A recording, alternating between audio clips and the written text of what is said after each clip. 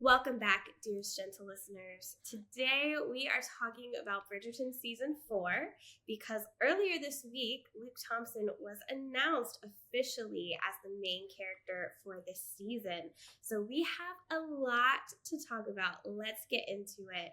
First off, announcement video, maybe. Oh, yeah. First off, when was it? So Wednesday? Today's Friday. Yeah, I think it was Wednesday. My favorite part of Wednesday was Bailey waking up at like 4 p.m. my time, being like, did something happen? Yeah, you were like, it was Wednesday, and I was like, I don't know, I just woke up and it was chaos. Yeah, so in the Season 4 chat in our Discord, I forget, because it wasn't in Season 4 that I saw the news. It was like somebody else tagged me in something, and they're like, oh, blah, blah, blah, Benedict. And I was like, what's going on? And then I went into the Season 4, and then I went on Instagram, and of course it was the first thing that I saw was that he was announced. And I'm like, well, obviously. But then I was also like, even though I knew it was going to be him, I was kind of like, wouldn't it have been nice to not be like, wouldn't it have been cool if it had been Eloise? But I'm excited. Why? Why would you want Eloise to go next? Just so you can keep Luke for another season. No, I honestly, it wasn't even that, like, I didn't want Luke to be, oh my gosh. It wasn't that I didn't want him to be the lead. It was more that I just expected it, and I'm always like, I want to expect the unexpected. Like, when I heard spoilers about Season 3, Part 2, for instance, I was like, I hope these spoilers aren't true, because I don't want to expect it. Like, I saw spoilers about Michaela, I saw spoilers about the baby, and I was like, oh, I hope this isn't true. And then it was. So I just feel like there's no surprise. I just want a little surprise. But I love Luke Thompson. He is gorgeous, and he deserves this. And An Offer from a Gentleman is my favorite of the book series. So oh, really? It is. Yeah, I read it in one night. That's interesting. Yeah, we'll get to that when we talk about the book. But does this mean that Pollen season is over? No. No. No. We've seen a lot of It wasn't a real question. I feel like yeah. No. Basically, no. It's not. No. Never. Pollen season is a state of mind. Pollen will stay. It's a lifestyle. And I say that as like on the spectrum of like pollen worshippers. I'm probably not like knowing the type of fanatics that we have in the Discord, for example. Like I'm not up there, but I do I do love pollen, but I'm just, I'm pretty high up there, but it's we should actually make like a spectrum. Oh my god, please. A graph. Yeah. Like and one it's of those ones that's like the cross, and it's like yes! We need to make it Align so yourself. I can show people. We should do it for all of the kids. Yeah. I think that would be fun. unhinged, normal. Yeah. We need another normal. thing for the whole. I'll think about it. I'll brainstorm. Yeah. When Bailey gets an idea, it's like I know Bailey's amazing. Thank you, Queen Bailey. Can we the video that was released of him opening the door and then he lifts his arm and leans over? I just like that decision to me is genius. Like they just know what we want. Luke Thompson leaning in a doorway is something that can actually be so personal to me. Oh yeah, let's take this out. I saw someone on Thread say this is the only time I'll ever be invited into Luke Thompson's hotel room, and I was like, damn it, you're right. Stop. I'm so Ooh. I just think as well, because we're all talking about like how is he gonna be able to do his glow up? Like it's not gonna be possible. He's already perfect. Blah blah blah. And then I feel like a big fan theory is that he's gonna have like a dress down because we've been seeing him with like high necks and things like that. So even that first video of him leaning and having like I think just clothes in general is gonna be like super big for him. Yeah, just clothes. Do you know what I mean? Or not. Or not. It's funny you say that because I saw this thing when season 3 came out and they were like, literally all they did for Luke Newton was take the high collar so you could see his neck. And I'm like, oh my God, you're so right. Like you did not see his neck at all in season 1 and 2. So you just see his like, you know, and obviously he did like slim down a little and he had the contour from his, but literally like he has a neck in season 3 and that's That was his glow That's up. all we need. We're very simple. We're simple creatures. Like, just give me Luke Thompson neck, and that's good. Looser shirts. Like, yeah. Earlier, I was talking about how, like, he's probably the character we've seen have the most sex on the show. Like, we've probably seen the most of Benedict. So it will be interesting, like, because you have Colin, who's very, like, demisexual, right? So sex means a lot to him when it's with the right person. And I think we may see that a little bit. This got a little off topic, but I think we may see that a little bit go ahead. with Benedict, because it's like he's just been having all this. He's been, pardon the pun, but he likes to Benedict people down. So... So, you know, it'll be interesting to see him have a real connection with someone and to, you know, be in love for the first time. Because you thought, like, everybody thought he was going to have that moment with Tilly, but he was the one who broke it off. So we haven't seen him really get heartbroken in any way. Yeah, I think it's interesting because... usually when he's with just a lover, he acts very confident. Kind of like how Colin, you know, in the beginning coming back like a changed man. Colin. And and same with like Benedict in season 1, season 2, when he was having casual sex. Like, he pretends to be more confident than he is. And then with Tilly, he did get a little bit more sensitive. Yeah. So there was some feelings there. But then he discovered men and in general just like, wait a second, I have not explored everything that I need to. So then, like, in the end with Tilly, he was back to his like a little bit more confident self, which we love to see. So yeah, just like you're saying about finding that person where he just becomes this sensitive boy, and that's gonna be beautiful to see, and also heartbreaking, because you know they're gonna hurt him. Oh yeah, I can't wait to see it first. They're gonna hurt me. When I read the book, I imagined Luke Thompson, and I was like, he's perfect. He is. Yeah, let's talk about the book. Like, what? Tell me why it's your favorite book. I love a good Cinderella story, honestly. I know not everybody does. I do. Give me Hilary Duff. Give me Selena Gomez. Like, I love a good Cinderella story. Actually, Selena Gomez's was not that good. I love Selena Gomez. I think the mirror scene where they're dancing.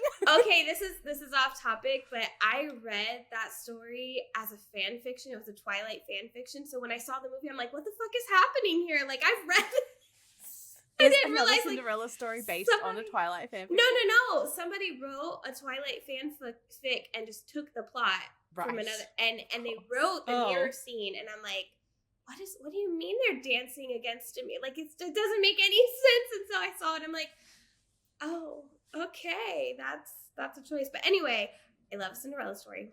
I love seeing Benedict just like, I don't know, you really don't get a lot of him in the first 2 books. You get a hint. My favorite scenes in all of the books are when all of the siblings are together, because it's just fun. Same. It's chaotic. Like, the first book, it was the first ball, and, you know, Daphne was there, and Colin and Anthony and Benedict. Hello, we're talking about him and Benedict.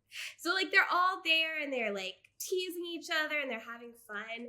And that's all you ever see of Benedict. It's just, like, this very teasing, you know, you have no sense of who he is. So you finally get to his book. You get a sense of who he is. And he's so sweet. But then, like, I'm like, I get why it's problematic to people. I get the mistress thing being problematic. I read it contextually as, like, okay, this is Regency. He can't marry a girl who is entitled. So I personally, like, didn't have a problem reading it that way. But I do know that adapting it into the show, they're going to obviously have to change that. I mean, I don't know. Maybe not. Maybe Sophie's a man. I don't know. But, so let's just, for people who haven't read it, Bailey, you've only read like half of it. Yeah.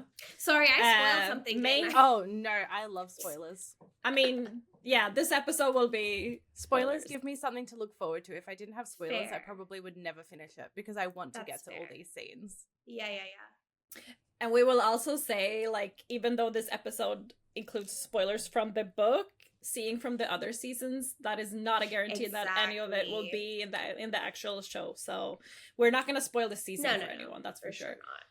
Not. But just kind of like general plot points in Benedict's book is that he meets his love Sophie at a masquerade ball. He falls in love straight away. And then she leaves like Cinderella at 12 and at midnight, and he doesn't see her for I think it's 2 years or something like that. Unlike in Cinderella where there's a shoe, he has a glove that has her like family emblem on it. So that's like he goes to look for her and is unsuccessful. Yeah, exactly. And Sophie is a bastard daughter of an earl, I think. Who her father's dead, and now she's basically working as a lady's maid to her stepmother. So again, same as Cinderella. But she runs away because she just can't take it anymore after the masquerade. I think she gets kicked out, actually. Kicked out, yeah. Because I think the stepmom's shoes. And then the stepmom's like, my shoes are scuffed. They're brand new shoes. Get out of my house. I will have to give it to the stepmom, like, being that smart, like, realizing straight away that, like, oh, these shoes that I never wear, someone obviously wore them, and it was probably you last night. Notice. Like, what? I would never know. Exactly. I would never notice. So she runs away, works as a maid out in the country. So cut to 2 years later, Benedict is at this horrible party. If anything, the show cannot include that party. Cut the party. Cut the party. They have to come up with some sort of other... Yeah, for sure. ...incident where they meet again, but basically he saves Sophie from being sexually assaulted and brings her to his cottage he has close by. my cottage. And yeah, they're like, Sophie obviously knows who Benedict is from the party, from the masquerade, but Benedict is really stupid and doesn't realize it's the same. Like, she better have her face covered in the like show, a whole because mask. otherwise that's gonna be so freaking silly. So basically the rest of the book is just them Sophie trying to escape from Benedict a little bit, and Benedict falling in love with. It sounds terrible. I know, and then Benedict falling in love with her. I think it kind of too how that's problematic, how he's always like finding her in dark corners and trying to seduce her, and you're like, dude, can you chill? Like, you would not treat a lady this way. Now that I talk about it, I'm like, why is this my favorite book? But I just loved it. But like you said, the Cinderella aspect and is really appealing too. It was the first book I hadn't seen, obviously hadn't seen the show for. So when I read books 1 and 2, I hate book 2, by the way. But it was like, okay, I don't know what's going to happen with Benedict. So I'm looking forward to like getting a new perspective. I think if I had seen his season before I read his book, I'd probably hate his book. If I'd seen season 3 before I read Romancing Mr. Bridgerton, I'd probably hate Romancing Mr. Bridgerton. But since I read them first, I like them. So I don't know. It's interesting because like the season 3, I'm like, oh, I can't believe they changed this from the book. And with the books, I'm like, oh, thank God they changed this in the show. You know what I mean? Like it's a different mindset completely when you read before versus after. But speaking of things, who do we think is going to be Sophie? I know that you made some notes. I didn't. I meant to. They're all up here. Okay. So what do we know about the casting call that was put out? So allegedly, she is going to be East Asian. I say allegedly because they didn't put the name Sophie on the casting call, obviously. And to be fair, we don't know if Emily is Sophie because they may have already cast Sophie if they've already announced it's Benedict's season. We truly do not know. But if she is of East Asian descent, and I think it's like 25 to 30, which I'm glad because in the book she's 22, and I would like to see an older person playing Sophie. Because do you notice, like, again, off track, but like all of Benedict's lovers are like low-key a little bit older. Like Genevieve's probably in like her late 30s, and Lady Tilly's probably like in her late 30s. So I don't see him with, you know, a young girl like Sophie kind of was. I don't know who Sophie could be, but in addition to them being older, they're also very independent. Like even in season 1, the girl who was doing like posing as a model, she was doing that so she could learn art. So she's very independent in terms of what she's doing. Jen obviously has her business. Tilly is a widow who is just a bit of a boss bitch. I love her. So yeah, I don't know. I feel like whoever Sophie is gonna be maybe more I think she's gonna have more going on in the show than necessarily she did in from what I've read of the book. Yeah. She is pretty strong-willed in the book, and I think they're just gonna like up that by 100. Like I think they're gonna take her personality kind of similar to Penelope in a way. She's a little bit more insecure and just regular in the books, let's say, but in the show she obviously gets this like glow up, and she has such a confidence boost. She's gonna be interesting. I will say I did love Sophie. I loved the character. I love Sophie. I think it's always fascinating when you have someone who is not in society, who should be. And there's this whole feeling throughout the book of like, this is so unfair, and you want Benedict to rescue her. Like, you want him to get her out of this situation. First, you want him to get her out of the stepmom situation, and then she does it herself, sort of. I mean, she's kicked out, but still, like, she makes it work. But then when he literally saves her from the assault, and then it's like, you want him to save her in a way that he, like, figures out who she is and, like, redeems her in the eyes of society and marries her. And then he doesn't do that either.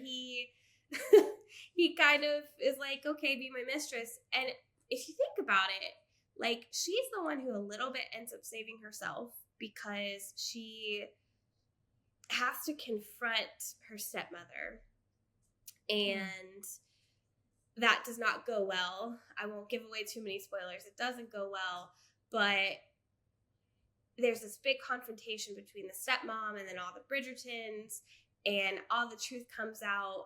And it's not necessarily that Benedict is the one who, like, reveals the truth. He's there, but he's not, like, the one who saves her. He's just kind of, like, the cherry on top. Like, she's redeemed, and also she gets this hot Bridgerton man to marry. Yeah, just a plus on the side. What I love about that final scene in the prison, like it actually takes place in the prison, is that Benedict as the man is like, oh, I need to go and save her because, you know, damsel in distress and all of that. But like, he doesn't have nearly as much power as Violet does, or like Posse is really the person that, because what's the mother's name? Arminta. She's like, she also stole my wedding ring. Yes! And Posse's like, no, she didn't. She really didn't. She didn't. So she, in a way, she's being saved by the women. And Benedict, as a man, is just like, he's just there. I don't think that Violet punches Araminta, but doesn't she, like, threaten to? She definitely, I forgot as well exactly what she says, but she's threatening even with the words. She says, like, I'm way more popular than you, basically. Violet is a bad bitch in that scene, and I would love to see that because I love Violet in the show. I think she's the best character, but I also think that sometimes she's a little too nice, and I'd like to see her with a little edge. I'd like to see her, like, really go to bat. Like, you know, we've seen her go to bat against her children sometimes. Like Anthony. Yeah, and oh my god, the, like, season 1 when she put him in his place, when she was like, if your father was still alive, he'd already have this handled. That was a bad bitch moment, and I would love to see her do that on behalf of someone she loves, because she's gonna fuck her up. So yeah. Yeah, I can't wait. So, speaking of Violet, like, and speaking of scenes from the book, Bailey, I know you only read like half of it, but maybe you have some scenes already that you would like to be in season 4.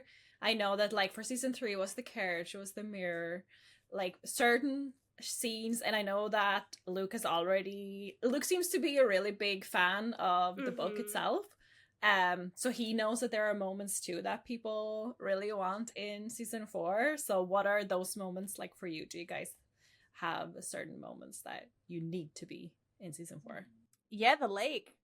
I haven't even got to the lake scene, but I know that Luke wants it, so I want it, and I know the context. Yeah. And I want to see him in a lake.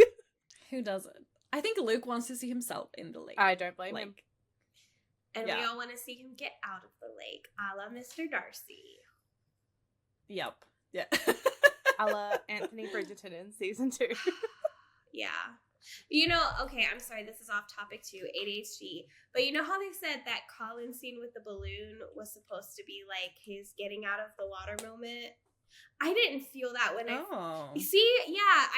was like, what is the point of this whole stupid scene? And so I got it, like, immediately. I was like, I understand you, Pen. That man is hot. Penelope, move. No. Stare at him. Look at the framing. That makes so much sense. Yeah, I mean, like his like hot moment, and I'm like, yeah, weird. It was so hot. What do you mean? Pen is literally just a girl, and I understand her. I mean, afterwards I'm like, okay, I get it. But when I first watched it, I'm like, this scene is very gratuitous. Like, why is it going on so long? It could have been more gratuitous, in my opinion. They could have gone. He could have ripped his pants, and we could have just seen it. Now we're talking. Yeah. So Benedict naked in the lake. Yeah, I want to see Sophie in men's clothing, which is an interesting point that we'll get to. But that was like he gives her men's clothes to wear because she doesn't have anything else to wear, and he's like, she's sexy as fuck in this. Like, this is why women don't get to wear pants, because they're so beautiful in pants, and men would lose their minds. And I'm like, I feel that. I do. What about you, Emma? Well, a big one apart from those like sexy scenes, is the conversation with Violet that he has, because the whole mistress thing, I'm the same as you, Chelsea. Like, I get why people don't want it, but when I was reading it, I always read it with the Regency lenses, and for him in that time, he wouldn't be allowed to marry a maid. And if you think about even in the show, like with Sienna, they've already introduced that as something that they're not allowed to do. So the show itself has like put down the rules. So these are the rules in our alternative universe. So if they mention the mistress thing, obviously they would have to go about it in a very good way to not offend anyone. Yeah. But I also think I just can't see them like it is a good conflict to have. And especially that conversation that kind of solves it, where Benedict goes to his mom and essentially asks, and it's very similar to like a coming out scene where it's like, would you still love me? Like, where are the boundaries here of what I can do? And she's so open and lovely, and she says, I would, 100% support you, like, yeah, society might judge you and it might be difficult, but like, I will always be there and I will love you. Yeah. I think it's super sweet. So I would love to see something, protective Violet for season 4, for sure. Yeah. I do love that scene. It reminds me of a time when I was a kid, and one of my best friend's older sisters came out as gay. Her parents like freaked the fuck out. And because our families were very close, like, I had that conversation with my dad, and I was like, what would you do if one of your kids was gay? And he said basically the same thing. He was like, I would still love you. You're my kid. Like, and so it was a very impactful scene for me as well, because I was like, the kids who get it. And Violet Bridgerton is the realist, especially for that time period. So it could be a coming out scene. It could be like, hey, Mom, I like men and women, sometimes at the same time. hey mom, I'm into threesomes. Like imagine, Ooh. not only like, hey mom, I like kissing boys. Yeah. I don't know. It'll be interesting. It'll be interesting for sure. Yeah. But real quick plug, because we are talking about the book, we are actually having a book discussion on the Romantic Wallflowers Discord book club. Yeah, but what's is that what you're talking about? The book? To Sir Phillip with To Love. Sir Phillip with Love. So we'd already did this book, which is great. Mm-hmm. I wasn't there, but I'm sure it was great. But yeah, we're doing To Sir Phillip with Love, and we're always going to have every month a new book to read, whether it's Bridgerton or otherwise. So make sure you join us. But speaking of, was there anything in that discussion, Emma? Because I wasn't there. I don't know, Bailey, were you part of that? It was like 3 a.m. on a Monday. Fair enough.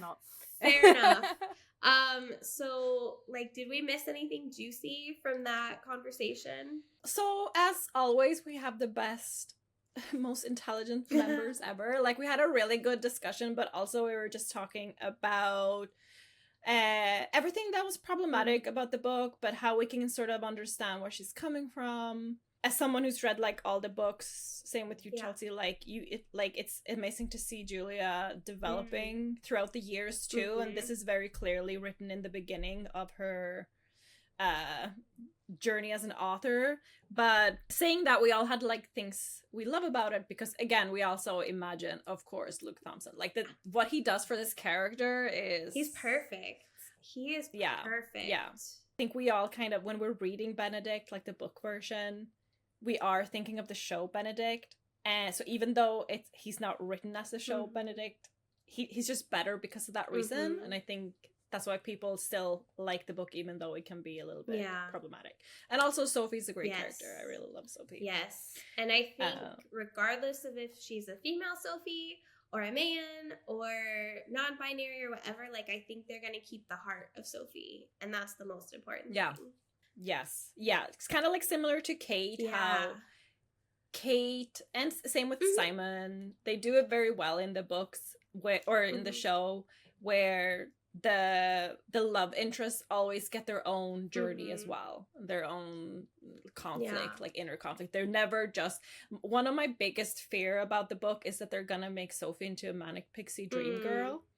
Kind of like, I'm a little bit better than I'm not like other girls, and that's why you love me. So I really hope they don't, and I hope they give her just a good backstory, and I want her to take up a lot of space and not just be about Benedict. Yeah, and you kind of have to wonder, because like, you know, we were talking about his love interest earlier. How is she going to be different from Lady Tilly and from Genevieve and from the girl from the academy? Like, what are we going to see from her that we haven't seen? Maybe she actually is a little less independent, because maybe that's too much. Like, maybe, I don't know, maybe that's too much for him or whatever. Like, she has to be something that he's uncomfortable with initially. Like, not necessarily uncomfortable, but unused to. Because he's so drawn to her. Like, the minute she walks into that ballroom, he's like, this is a girl. And poor Penelope, which thank God she's married. But, you know, in the book, like, he's literally going to dance with Penelope. And then he's like, who is that? And then Penelope is forgotten. And then, oh, Colin has to dance with Penelope. That sucked, you know? It's so funny. Like, one of my favorite scenes in the book is when Colin runs into Benedict and Sophie in the hallway, and Colin kind of mocks, but like, oh, who's this then? Like, oh, I like her, you know, kind of, they're just mocking each other. I love that. Yes, it's those sibling interactions. Yeah, they're always the best. I do, the attraction to Sophie needs to be way more than just physical. Like, she can't be the most stunning person in the room. There needs to be something else there. There needs to be a moment like Francesca has with Michaela, where it's like, he can't speak. Like, you know, like, he's so taken by her, because we've seen Benedict be confident. We've seen him be smooth and charming. That's who he is. So what makes Sophie different is that she has to make him actually want to get married. he's famously a bachelor. He famously wants to kind of fuck around and find out, you know? So she's there. There's got to be something so spectacular about her person that he's like, I want to give it all up for this woman or man. this non-binary person, whatever they choose to be, like, we have to see that in him. So that'll be interesting. Speaking of the possibility of him being a man, maybe Bailey, you can talk a little bit about Jophie. Please. I've been waiting. I would love to talk about Jophie. I don't know how much I can say. I did not come up with the theory. Brian came up with the theory. Shout out to Brian. Yep. Shout out to Brian. You know what? Let me just have a really quick scroll of the Discord and see if I can find what Brian said. Because obviously, well, it's not obvious to me. I don't even think I've got this far into the book. But isn't it like Sophie is Elle's lady's maid? Mm-hmm. Yep. And so, like, John is like Elle's footman. Yeah. And I think that's kind of just where it stems from. And That's then obviously probably opening up Benedict's like sexual fluidity in season 3. I do have something to say that I don't know if it's going to be controversial. I don't know if it's going to be something that people don't Go ahead. like, but I do think that with season 3, with Colin's brothel scenes specifically and Benedict's threesomes, I think that the show has become a lot more comfortable in showing their leads behaving in ways that the audience definitely will not like. That's something they really steered away from in season 1. And that kind of goes to the other topic that I want to talk about. I'm not sure if here or the other episode is going to be the best. Do it now. I'm going to do it now because I literally have I've pulled up the quote. So Inside Bridgerton, they talk about it a little bit in the Bridgerton podcast as well in the episode Rain Soaks a Field in Autumn, Storytelling and Sex in Bridgerton at about 35 minutes. I don't have the exact quote written down, but on Inside Bridgerton, they said that Netflix gave notes about some like narrative things that they didn't want to address. One note that they offered significantly altered the show for the better. In the original script, they had Simon in the Dark Walk, adjacent to Vauxhall Gardens with Sienna. So he had left the ball to essentially go and hook up with Sienna because Anthony had offered her up, essentially, to Simon. So they had a scene, they had threesome scenes with Simon that were cut. They had multiple prostitute scenes with Simon that were cut. And then they had the scene of him with Sienna. And then they hook up in the Dark Walk. And then when Simon comes out, he's like pulling his jacket back on. And you can still see that in the cut in the show in season 1 when he finds Daphne with Nigel. And then Daphne punches Nigel and all this stuff. And Netflix's notes were that they felt that it was really hard to have Simon go from hooking up with Sienna in the Dark Walk to then having this scene with Daphne who we're meant to root for. And it was also hard to bring Anthony back from kind of handing over Sienna like that in a way. Ooh. Like he was trying to kind of rid himself of Sienna and like get over his feelings. So knowing that, I kind of don't necessarily feel like Anthony was that in love with Sienna like everyone thinks. I don't know if I meant to think that, but Netflix felt like it was really hard for Simon as a character to recover from that. But we've obviously known Colin for 2 seasons before season 3. They did that exact thing with him in season 3. They go from him at a brothel to him waiting for Penn, flirting, still like looking at other girls while he's with Penn. But even after the brothel, when he's waiting for Penn, he's like making eyes at this girl that walks past. She arrives and he's still looking at this girl, and then they go into like, remember when we first met, blah, blah, blah. And I love that scene between them. But as soon as I saw that scene in season 3, part 1, because I knew about this, the Simon and Sienna thing, I knew that had been cut from season 1. I found that out pretty early on when I started watching Bridgerton and was like deep in my Saphne rabbit hole. And so I was like, why would they cut that from season 1 just to do Put that it in exact same season thing 3. with Colin. And I think we're going to see a lot of that with Benedict in season 4. I think that I don't think Sophie is just going to be it for him, because they've said that they want to explore his sexuality, his fluidity. I can't remember the exact quote, but Jess made that comment about how he's like a horse that's being like let out of the stables or something like that. That to me just means that he's going to be slutting it out a lot, and I'm so happy for him. But that's kind of why that is part of the reason why I was like, maybe he won't be the season 4 lead, just because when I think of a romantic lead, I don't think about how many other people he's going to be having sex with that aren't his main romantic interest. But I think that's what we're going to get in season 4.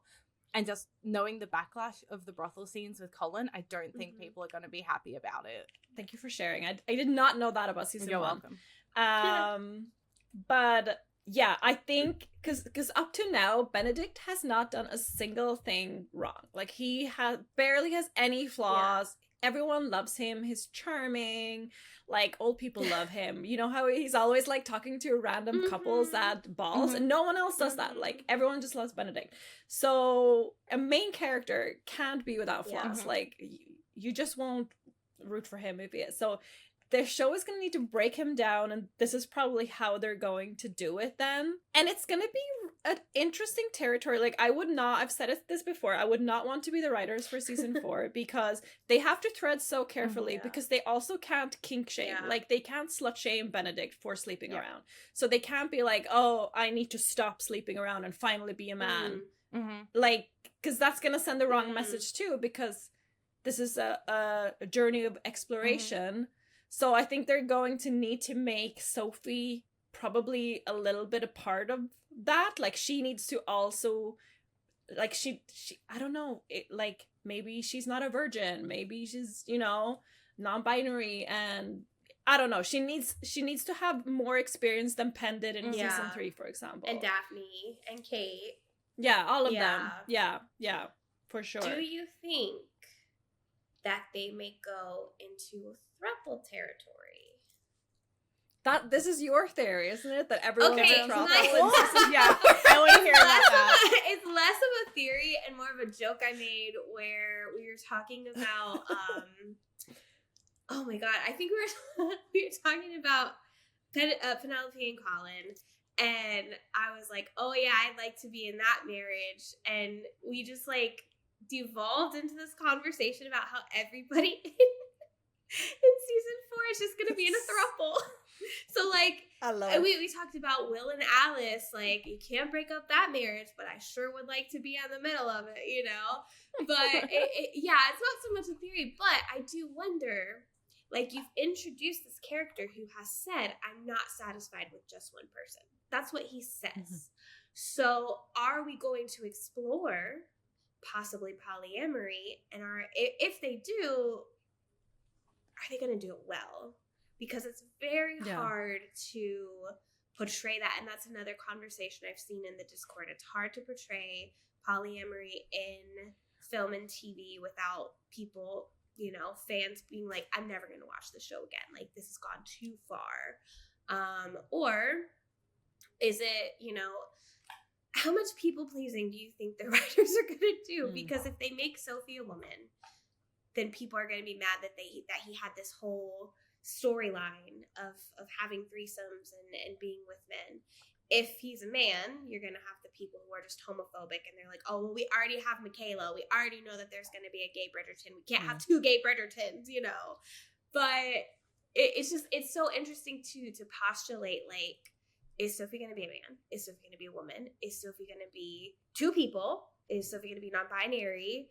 And then there's the Mulan theory that she's either, now I've seen it both ways. I've seen it as she goes to the ball dressed as a man. I've also seen it as it's a man who goes to the ball dressed as a woman. And he's like, oh, this is a woman, and then it's not a woman, which he's obviously not going to care. So, I'm interested to see, and again, they have to be very careful with cross-dressing, because you can't have a character just cross-dress for the sake of cross-dressing. But it's also 1816, so there's no such thing as, gender affirmation surgery or, any of that. So it's just very interesting to think. And it's like, Jess, how are you going to do this? How are you? She's not going to please everybody. There's going to be a lot of unhappy people no matter what happens. But I would be interested to see exactly how non-traditional they make Ben as a person in love. Yeah, it's that. Same. Like, I would not want to be a writer on season 4. No. Saying that, the Discord is always writing season 4. So if you have any ideas on how the perfect season would be, then join our Discord, because I feel like every day we're like, a new theory. Scratch that. We're starting over. Like, this is how. Well. But I feel like we didn't talk about Footman John enough. No, I'll come back to it. Okay, good. I found Brian's original thread. If Sophie is a man, he is Footman John. Jophie. Who we call Jophie. We're in love with him. Unfortunately, my head is not a Jophie believer, but my heart is Jophie all the way. Like, I just don't think, I don't think the writers are brave enough to do that. But my heart wants it. My heart believes it. So this is Brian's thread of why he thinks that Footman John could be Sophie. And I just want to say this was posted on the 11th of June. Yeah, this was pre-part 2. Trendsetter. He is. So I'm going to read it word for word. Thank you. Perfect. Super Delulu take. Footman John may be our Sophie for Ben. I think this cracked theory has some credence, and this is no hate for Sophie. I adore her, but I want to add to the discussion a possibility in the show. Here are my reasons for those who would entertain this crazy theory. It's me. I entertain the crazy theory.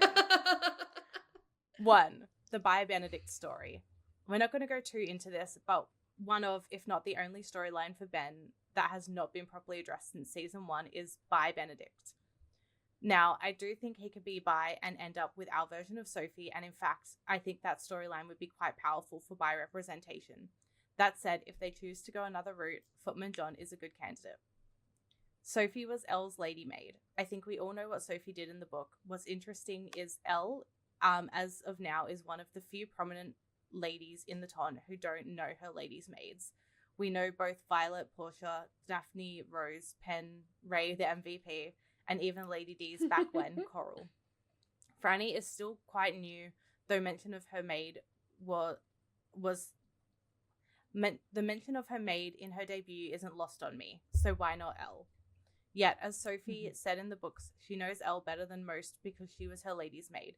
Who knows Elle like that, and I dare say more than most? Footman John, who has kept all of her secrets. Footman John is a character. He is a fan favorite background character. I think that alone opens possibilities for potential.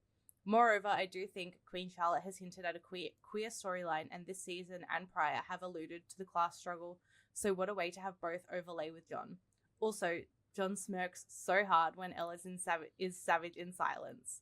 Who else does that? Brimsley with the Queen. A small parallel, but still one nonetheless. Elle and Ben. Now, I think the show has established, as of now, it's a fair deduction to say Elle and Ben are very close. Who could Ben confide in if he has feelings for someone beyond their status? I dare say it would be Elle. Elle and Footman John are close, and I'd argue she'd fight for him if need be. So I think Elle and Ben make this theory somewhat plausible on its own.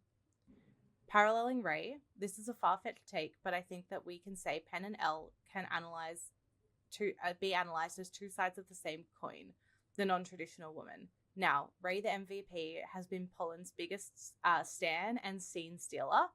Now, I've seen theories that Ray and John end up together, which I'm fine with, but I also want to add that the extent she has gone to for Pen, like John has for Elle. But again, the main difference is gender. Why is Elle's confidant a footman and now lady's maid? Personal change. Some gripes I've had of Ben's book is the mistress plot. Like I said, I get it, and it's not as bad as other male leads, but it felt so unnecessary in a way, and I feel like shifting that to a societal shift for queer rights may be better. Also, the bastard to Ward storyline conclusion. I don't hate it, but Sophie being considered proper was slightly underpinning the message. I think taking that away may also be a bit more of a positive change. In conclusion, honestly, this is a Delulu take, but it's one I'm not completely opposed to, and I think there is some potential there. Also, Ben already slept with people below his station, so I know a lot of people are excited for this season, and I am too. I just want to add the possibilities that there could be. And that is the Footman John theory. Thank you, Brian. That was the most cohesive thing that Brian ever wrote. Literally, the most cohesive. And you know what? There were still typos. And I love it. I was talking but about, you still read it because you read. What a queen! You read Brian. But that was posted before season 3 part 2 came out. So it was before we got confirmation of by Benedict. Yeah, true. We'll include a picture of Gertrude coming here. And also because he's so on this Delulu train, he's been following Ollie Higginson on social media, and Ollie has been buffing up. Mm-hmm. Those are some thirst trap pictures. Yeah. While you're looking, I think one of the big reasons why Brian started with the Joffrey theory as well is that there is a shot, I forget if it's in season 1 or 2,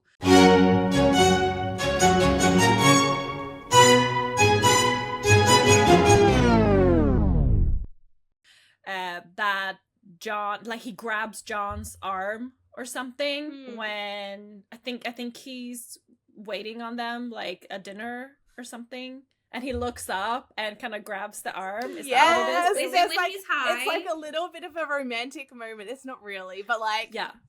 You know. Is it? No, is it when he has that tea? Romantic. Maybe it's tea. That would make more sense. No. I just see. You remember when he has that tea and he's really high? Is that scene? Yeah, I mean maybe. I don't remember the exact scene. I have to look it up now. Yeah. We need to. So Benedict. So yeah. Ollie posted Soho Theatre and Bar, and it's got the pride flag going. Nice. And was hello, old friend. And he's he's been going to the gym, he's been posting the thirst traps, and if that is not getting prepared for season 4 intimacy, what are you doing, Ollie? What is? What are you doing? We all want to know. And watch, what is? We're gonna post this podcast, and someone from the writers' room is gonna hear it, and they're gonna be like, "God damn it, they scooped us." Well, we already know that someone from the writers' group, they're definitely in the Discord. Oh yeah.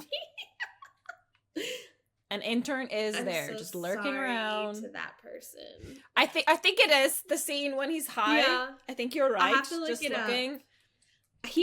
But because I know that he smiles, and that would be very, more drugs in season 4.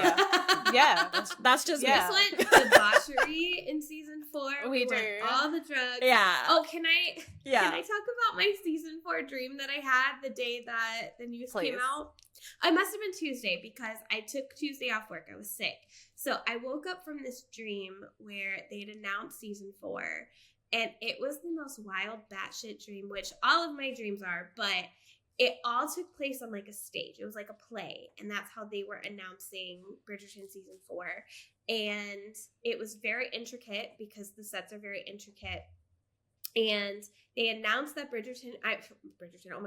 announced that Benedict was the lead, but then they also were we're also going to do Gregory's book because we can't just have one child after doing 2 children last year. And I'm Gregory's 10 years old. What are you talking about? But then, you have all the other characters, so they were talking about, what's going to happen to the other characters. And, it was a really, intricate, again, elaborate stage set, so there were all these different doors. And, you open one door, and Finn and Colin are, literally naked, just going at it behind the door. And I was lovely. This is season 4. This is happening. And then I woke up to the news that they had announced that Benedict was season 4, and I'm am I psychic? And I think you are. And they talk into Doom about how Colin has a very important plot line in season 4. They're not just cameos like Anthony. And again, we get it. We understand JB has a huge schedule with Wicked and everything, but they're going to be a big part of season 4. And they're going to have their own, dramatic storyline, which we'll talk about in a second. So we're going to get a lot of happy Pollen moments, I hope. Just it's going to fill all of our heart's desire from what we didn't get from this season.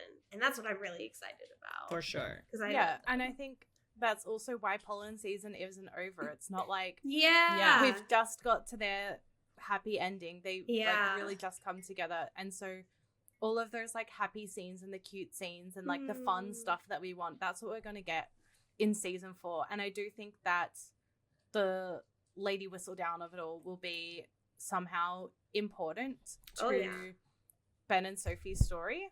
Yeah. Because I think that if we're going to follow the book of Ben not knowing who this is, I think that he could ask Penn to help figure it out. So in the book, you haven't gotten to that point, but Penn is the only one that recognized Sophie from the masquerade. But she doesn't know who which she is is. insane.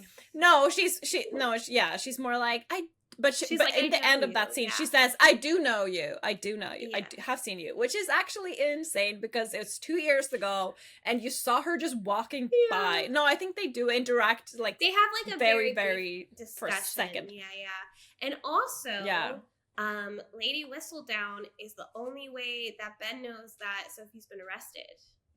Yes. So, because... She'll definitely play a big part. Yeah. So, that's interesting. And I'm sorry, just thinking about the book again and how funny that scene is when Penelope like hears them over talking, which they put in season 2 obviously, where Colin's like, I'm never gonna marry Penelope, and she's like, I never asked you to, bitch. Yeah. Is that it's in Ben's so book good as well? Because it's in Ben. That's when it happens. That's so funny because I love that scene in Romancing Mr. Bridgerton. It's so good because Ben is going to, or he's leaving the house, I can't remember, but Colin and Anthony come up and they're like talking and they're messing with him because obviously Benedict is the next in line to get married. Like it's his turn, and they're like, oh, blah, blah, blah. And then Benedict turns it and he's like, well, what about you, Colin? You're not married either. And then they start ribbing him about Penelope. And he's like, I'm never going to marry Penelope Featherington. She comes out of the house as he's saying it. And he looks up and he's like, shit. And then the other two brothers are like, you dumbass. You messed up. And she reads him to filth. She's like, I never asked you to. I never told anybody that I asked you that I want you to marry me. Like, she, right in that moment. Such a good moment. It's such a good moment for Penn. And then Anthony ends up walking her back to her house, and it's just very sweet. Because Anthony, like, she also says, I was just gonna say he's always very nice to her. Like, you don't see a lot of interaction in the show, but in the books, he's always so nice to her. He's a gentleman. But she also goes to Benedict like, Benedict, kind of, just so you know, we're not going to get married. Are you sad about that? No. So why would I be sad about not being married to Colin? That's like my favorite. I love it so much. And Benedict just sitting there like, no, I'm good. Benedict is like, I would very much like to be excluded from this narrative. And you know this about me, Bailey. I'm a huge, like, AU Penelope shipper for fanfiction. So I can't believe I forgot that moment. But it's because Luke Thompson and Nicola Coughlan, to my knowledge, I cannot think of a scene that they're in together. No, and it's so because everyone would be like, "Oh my god, they should get married," because their chemistry is on fire. Even when they meet, you know, when she meets Eloise out promenading and Benedict, like they just nod to each other. They don't. It's so weird. I think they don't. You could have been like, "Hey, what's up?" I have to believe that because there were no chemistry tests. That like when they first were like in a room together, the showrunners were like, we can't put them in a scene together. Yeah. This is not going to work. Like, not only is Nicola obsessed with Luke T, but Nicola is also obsessed with Benedict. Yes. You know, that interview is when she's being asked, like, who would you play if you didn't play your character? And she's like, Benedict. Yeah. Like, she loves Benedict. Yeah. So, yeah. And then there's that interview where she looks into his eyes and she's like, oh, your eyes are green. Like, yeah. It's my Roman Empire. So, anyway, that's off topic completely, but I do love a good Penelope moment. Always happy to talk about Penelope. Maybe when she's married, they'll start to have scenes together because there's no... Oh my god, Benedict just like... when they're both married, Benedict will be like, so Colin, when I was single, I explored swingers. Yeah, polyamory. Me and Sophie are having a yeah. Me and Sophie are having a get together at my cottage. We wanted to invite you and Penelope over. That's a fan fiction I want to write. You know what? My brain is like, there will never be anyone else for Colin but Pen. He will never be interested in anyone else but Penelope. Penelope can have a little bit of Ben as a treat. The way that she's so accepting of the Contessa and the French girls, like, there's no way she wants to go to that party just to see what the fuss is about. Like, you could see her, again, fan fictions. I've read, like, 3 fan fictions this week where she goes to, like, one of Genevieve's sex parties, okay? So... I think that they all need to be linked in the fanfiction channel so I can add them to the spreadsheet. I will. Some of them are like... Let's plug the fanfiction sheet. Like, honestly, it's such a work of art. Emma, Emma, oh my god, sorry, I'm tired, guys. It's been a long day. Emma and I were talking earlier, Bailey, and I said we need to have a section in the show where we say, what are you reading? So, what are you reading? Like real books or fanfiction? Anything. What are you reading? I'm not reading any real books right now. Just fanfiction.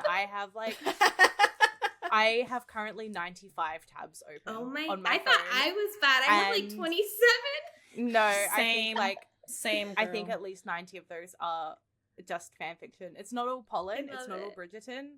Yeah. You know, I contain multitudes. Fair enough. But currently, I don't know, like this last night I read the latest chapter, A Gentleman's Guide to Planning the Perfect Romantic Getaway. It's so chapter sweet. 8 came out. I love it! Yes! I read it at work. I respect that. I should not be admitting that. I read it. I read fanfiction at work all the time. It's so cute. It is such a cute... Talk about getting Benedict down, except it's Colin, but you know. Yeah. What I mean. But like the angst is just kicking in. It's so, and that's the thing, like, normally I hate reading fan fictions while they're still being written. Like, I don't like to watch TV shows that are still on the air. Like, I want to wait till it's over because I don't like waiting, but it's worth the wait. It really is. And at least she's fast. Like, she puts out new chapters really quick. Yeah, I would not have started A Gentleman's Guide to Planning the Perfect Romantic Getaway if I didn't know that she updates consistently from Pandemic Romantic. Which was also really sweet. Yeah. I was obsessed. Emma, what are you reading? Yeah, I'm gonna have to open it up. I'm reading Sense and Sensibility. Aww. I'm reading Sense and Sensibility, Jane Austen, with Christine from The Server. Oh, yeah, so not only are we recommending fan fictions on The Server, but a lot of us are also just like reading other books. We also read books every now and then. We do, I promise. I'm reading like 12 books at the moment. I'm reading to Sir Phillip with... I'm not going to mention them all. Do not worry. It's okay. I'm reading to Sir Phillip with Love, obviously with the book club. I'm reading Sensibility, also with Christine from Discord, so yay. And then I'm reading It Happened One Autumn, which is part of the Wallflower series by Lisa Kleypas. It's a really strange... it's a Regency romance, but the guy in it... like, if you think Bridgerton is problematic, like... you might want to not read other Regency romances. And that might be why my, like, tolerance is a bit higher than other people that are from, like, contemporary romance. But this guy is, like, goes crazy by just, like, smell. It's kind of like Anthony a little bit, where the scent of this, like, woman drives this guy crazy and he can't control himself. So yeah, but it's cute. It's, you know, I put my Regency romance glasses on and it's all fine. Yeah, I think there's not a lot, like, even with the mistress plot in book 4, it doesn't really bother me when I'm reading it because I know it is just Regency romance. Yeah. I think it's just how they adapt it to a modernized show is going to be interesting. Yeah, it doesn't mean that it's gonna work in a show at all. But when I'm reading it, and these books, like, I mean, this is off topic, but these books, to me, is like, I don't want to say guilty pleasure because I'm not guilty about reading them, but that's kind of what they are. Like, they're just something that I read for fun. It's cute, but it also has depth in it, and I love to discuss that with everyone. But I'm not sitting there, like, it's not going to change my life, you know? Absolutely. I mean, it has changed my life, but side yeah. What are you reading, Kelsey? So I was actually, while you're talking, I was looking at my Everand list because I also am in the middle of a bunch of books. So the first one that I've been reading for months that I just keep like leaving and coming back to is a Regency romance called To Love and to Loathe. It's part of a series. So the first one was called To Have and to Hoax. And it's about this married couple who've had like a falling out, kind of like Simon and Daphne, but it's years. It goes on for years. And then it's like to the point that they really don't have a relationship. And the husband like falls off a horse. And so the wife like gets very worried about him. And then he comes back and he's like, oh, I'm fine. And she's like, this is the first time I've cared about him in like 4 years. So then she decides she's going to pretend to be sick so that he'll care about her. And they just like escalate throughout the book, like things that are like wrong with them until finally like they get back together. And then every other book is about like their friends. So To Love and to Loathe is about kind of a Francesca who like she got married and the guy died, but he was old. Like she specifically wanted to marry an old man so that she could have her freedom. So he dies, and then there's this other friend of the husband from the first book who is a notorious rake, and he sleeps with all of the widows. And she's like, well, I need a, like, what's the male version of a mistress? I need a lover. Because she wants to like up her reputation so that she can like get more lovers. And he's like, I'll sleep with you and I'll let everybody know that I'm sleeping with you so that after we're done sleeping together, you'll like have this reputation. But she's also bet him that he is going to get married within a year. So there's like this whole side plot where like there's a bet going on, but also he's trying to raise his reputation with other widows. She's trying to raise her reputation with other men. And obviously they're going to fall in love. I mean, that's what's going to happen, but I haven't gotten that far yet. Nonfiction, I'm reading this really good book right now called The Body Is Not an Apology. And it's all about like loving yourself and basically like not letting the rules of society like dictate how you see your body. It's very, very good. And then fan fiction, I'm in the middle of a one shot. It's very long. It's like 20,000 words. It's called Winged Cupid Painted Blind, and it's a Penelope. And it's about how she's like modeling for him, but he's blindfolded. So he can only, like, he has to, like, feel her and then go and draw, like, based on what he felt. I know, it sounds crazy, but I'm blushing. It's so well written. So, like, she, she's friends with Genevieve. She becomes friends with Lady Tilly also in this, because this is, like, I guess they started writing it after season 3 came out. And then she's like made friends with Eloise, but she's realized Colin's never going to love her. So she and Eloise are like, we're going to be spinsters, but Penelope's like, but I don't want to die a virgin. So I love that. So she's like, Lady let me Tilly just is like, take control. Lady Tilly's like, well, my friend Henry Granville, who you remember from season 1, he's doing this art challenge with his artist. So she doesn't know until Benedict comes in the room that he's going to be the one who's drawing her. And then she's like, oh, I never noticed he was handsome before. And then Eloise and Lady Tilly are trying to hook her up with Benedict. So I'm excited. I'm not even halfway through. I'm very excited to finish this. As soon as we're done recording, you have to send me that one. I will. It is so good so far. And I am so mad because I started so many good Penelope fan fictions yesterday that like there were 2 chapters and that was it. And I'm like, why are you doing this? This is why. Give me more. Real quick, before we wrap up, what do you think is going to happen with some of the other characters in season 4? What do you think we're going to see? Will we do the next episode on that? I feel like because we could talk for hours. I know it's already been an hour. I kind of want to touch on Elle, but I have so much to say about Elle and widows and everything in season. Widows. Well, there was so much about all the widows. Was so much about widows set up in season 3 with. I'm not going to go into it too much, but okay. There was This is all coming up, and this is a teaser, and stick around. And Kay will be back with us next time, so we can chat with her as well. This has been the Romantic Wallflowers. Thank you for listening. Thank you. Thanks.